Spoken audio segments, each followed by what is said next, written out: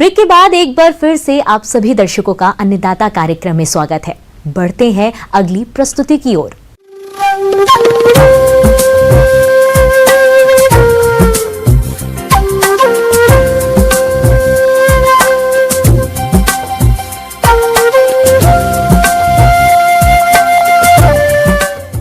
मौसम के अनुसार प्रबंधनों पर ही टिकी है आपकी खेती बाड़ी, इसलिए मौसम पूर्वानुमान और उस पर आधारित साप्ताहिक कृषि सलाह इस प्रकार है।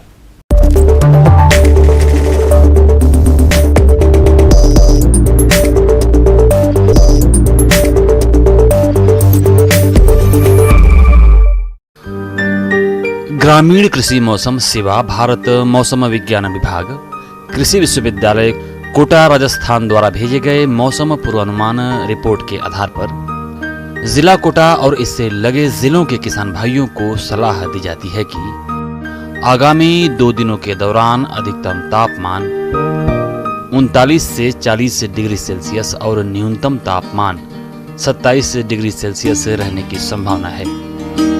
अधिकतम सापेक्षिक आर्द्रता 53 से 82% और न्यूनतम सापेक्षिक आर्द्रता 22 से 24% रहने की संभावना है। हवा की औसत गति 25 से 26 किलोमीटर प्रति घंटे की दर से चलने की संभावना है। आगामी 2 दिनों के दौरान हल्की से मध्यम बारिश की संभावना है। तापमान में बड़ा बदलाव नहीं होगा और आसमान में बादल छाए रहेंगे। ऐसे में इन क्षेत्रों के किसान भाइयों को सलाह दी जाती है कि धान की नर्सरी की रोपाई की तैयारी शुरू करने का सुझाव दिया जाता है। सोयाबीन, मूंग और उड़द जैसी खरीफ फसलों की बुआई की तैयारी की जा सकती है। किसानों को सलाह दी जाती है कि वे अपने अनाज को 10% नमी स्तर तक सुखाने के बाद सुरक्षित रूप से स्टोर करें।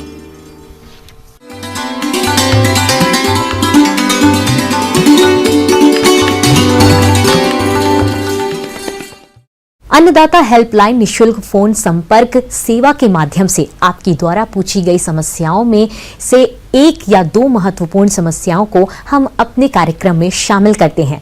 इसी के तहत आज की चयनित समस्या और उसका जवाब इस प्रकार है।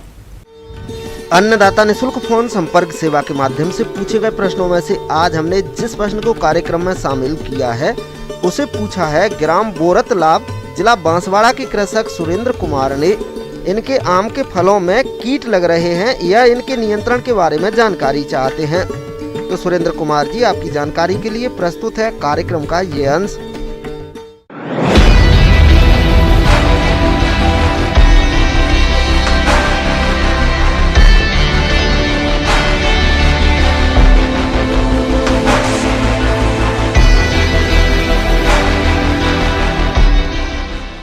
किसान भाइयों, हम देख रहे हैं कि जो आम की जिन्होंने आम का बगीचा लगा रखा है, आम के फलों की खेती कर रहे हैं, वो उनका पिछले 1-2 साल से और इस विशेष रूप से इस वर्ष में यह देखा गया है उस फल के अंदर में फल भेदक का कीट का प्रकोप काफ़ी देखा गया है।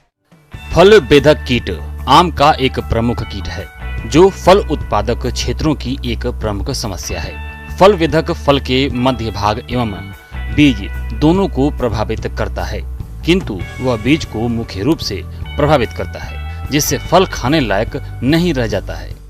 यह कीट, इसके बारे में थोड़ा पहले बताना चाहूँगा। अगर किसान भाई खेत में जाकर के बहुत सारा फलों उस टाइम में देखे होंगे कि फलों बहुत ज़्यादा फल गिरे थे और गिरने के पीछे में अगर उसी फल को तोड़ करके देख रहे हैं तो उसमें सफ़ेद और लाल रंग की एक क्रमानुसार सफ़ेद लाल सफ़ेद ऐसे करके धारियाँ आपको दिखाई दी होंगी। जिस स्थान पर फल आपस में एक दूसरे को छू रहे होते हैं वहाँ इस कीट की सुंडी जाला बनाकर फलों को खाती है। नवजात सुंडी फलों की बाह्य छिलके को खाती है, जबकि उम्र बढ़ने के साथ यह फलों में छेद कर गुदे को खाती है। प्रभावित फलों से काला और कत्थई रस निकलने लगता है, जो चिपचिपे धब्बों के रूप में फलों पर देखा जाता है।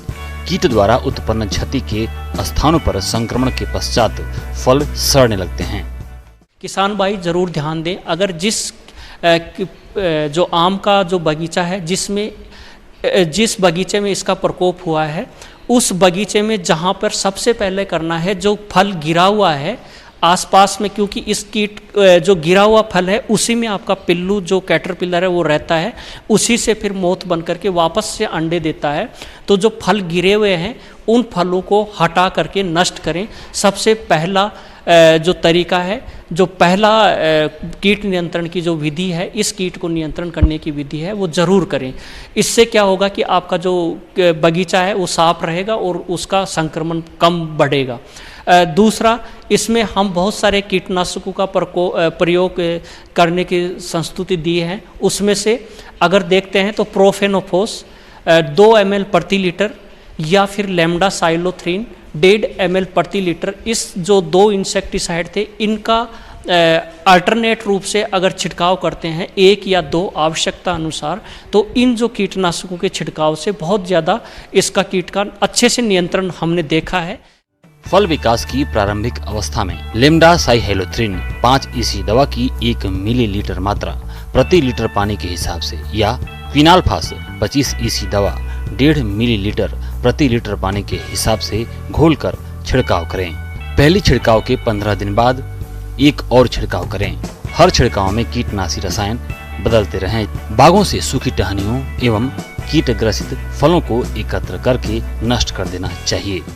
बशर्ते यह है कि जो आम का जो बगीचा है उसकी साफ सफाई ज़रूर रखें।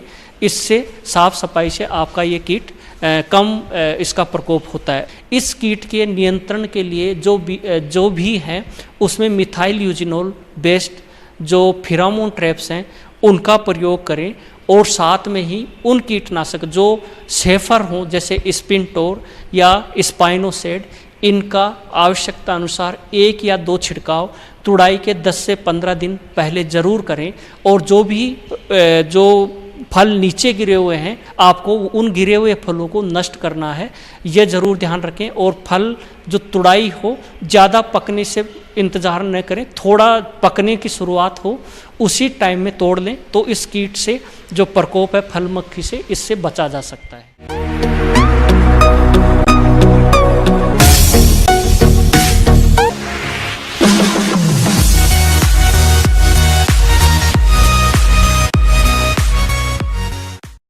राज्य की विभिन्न मंडियों में कृषि उत्पादों के चढ़ते उतरते बाजार भाव की संक्षिप्त जानकारी इस प्रकार है।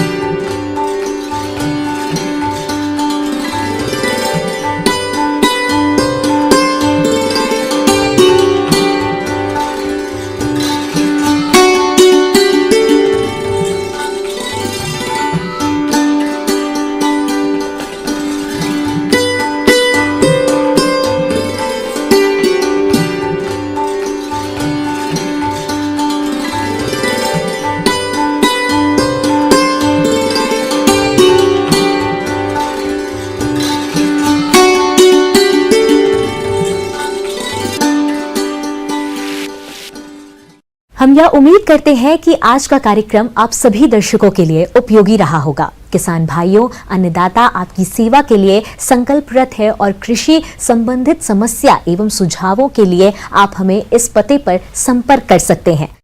प्रोड्यूसर अन्नदाता, news 18 Rajasthan, Ramoji film city, Hyderabad 501512। साथ ही आप हमें ईमेल भी कर सकते हैं। हमारा ईमेल है p18 अन्नदाता राजस्थान @nw18.com।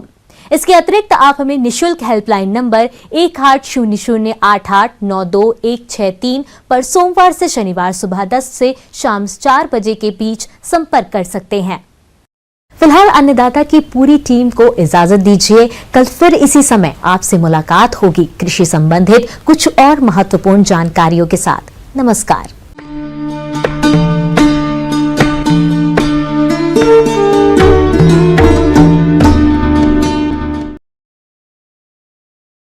अनुशासित हो